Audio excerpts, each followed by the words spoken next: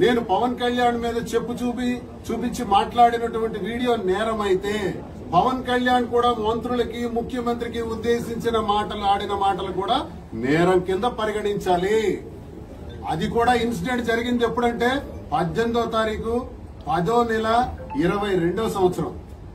ఇదే తారీఖు 19వ తారీఖున కేసు కట్టారు 11వ నెల అలాగే 24వ సంవత్సరం. అంటే 2 సంవత్సరాల తర్వాత నా పైన కేసు. శభాష్. ఇది చట్టం అన్నమాట. సాధారణంగా నేరం జరిగిన వెంటనే ఫిర్యాదు పోలీస్ స్టేషన్ లో ఇస్తే ఫిర్యాదు తీసుకుని ఎఫ్ఐఆర్ వేయాలి.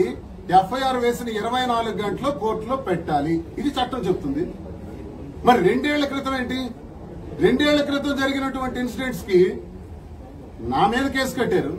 వైఎస్ఆర్ కాంగ్రెస్ పార్టీ కార్యకర్తలు అమాయకులైనటువంటి కార్యకర్తల పైన తప్పుడు కేసులు కట్టి చాలా అధ్వానంగా చాలా దౌర్భాగ్యంగా కేసు కట్టి తల్లికి చెప్పకుండా భార్యకి చెప్పకుండా పిల్లలకి చెప్పకుండా వైఎస్ఆర్ కాంగ్రెస్ పార్టీ కార్యకర్తల్ని ఒకరోజు ఇచ్చాపురంలో, ఒకరోజు ఈస్ట్ గోదావరిలో, ఒకరోజు చిత్తూరులో స్టేషన్లకి తిప్పి ఆ కుటుంబానికి కూడా ఆచూకీ తెలియనివ్వకుండా చేసి హింసిస్తున్నారే. ఇప్పుడు నా మీద కూడా ఎఫ్ఐఆర్ వేశారే. సామాన్య కార్యకర్త నుంచి మా వరకు మీరు చేస్తున్నారే. ఏం చేయాలని? మమ్మల్ని భయపెట్టాలనా? ఇలా కేసులు కడితే మేము భయపడిపోతామనా? మళ్లీ నోరెత్తామనా? ప్రజా గొంతై మాట్లాడతాడు ఈ దువ్వాడ శ్రీనివాస్ అని తెలియజేస్తున్నా.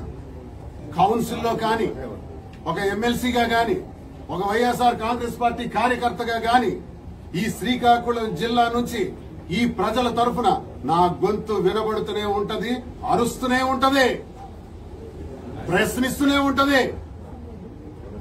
కేసులే కట్టాలనుకుంటే కట్టండి. ఎన్ని కేసులు కట్టినా నేను సిద్ధం.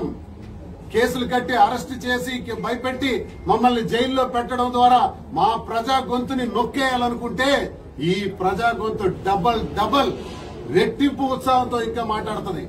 ఇంకా గట్టిగా మాట్లాడతాం. మీరేం చేసుకున్నా పర్వాలేదు. కేసులకు బెదిరే క్యారెక్టర్ కాదు. ఇదివరకే అచ్చెన్నాయుడు నా మీద తప్పుడు కేసులు పెట్టాడు. 16 కేసులు పెట్టాడు. 62 రోజులు జైల్లో పెట్టించాడు. ఆ అనుభవాలు వాళ్ల వల్లే నాకు వచ్చాయి. అవన్నీ నేను చూశాను.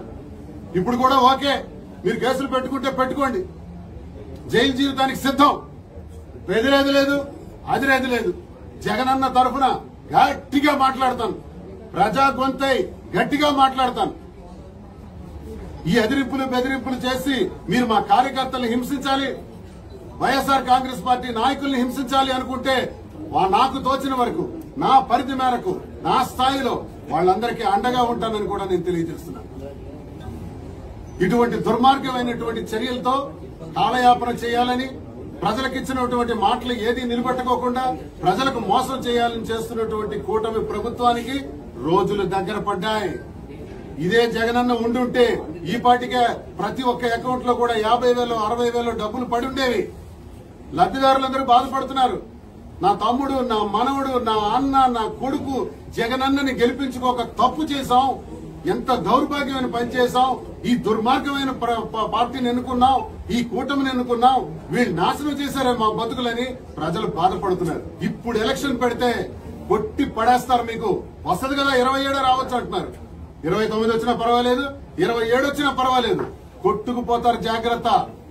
తప్పుడు కేసులు పెట్టాలని చూస్తే మేము క్షమించేది లేదని నేను హెచ్చరిస్తున్నాను. ఒళ్ళు దగ్గర పెట్టుకుని ప్రజలకు ఏదైతే మాట ఇచ్చారో, ఏదైతే మీరు చేస్తామన్నారో ఈ సూపర్ 6 అమలు చేసేందుకు శ్రీకారం చుట్టాలని కోరుతున్నాను. ఇది చేయకపోతే ప్రజలకు ద్రోహం చేసిన వాళ్ళ కింద చరిత్రలో మళ్లీ మిగిలిపోతారని తెలియజేస్తున్నాను. తీవ్ర పరిణామాలు ఎదుర్కోక తప్పదని ఈ ప్రభుత్వానికి నేను హెచ్చరిస్తూ తెలియజేస్తున్నాను.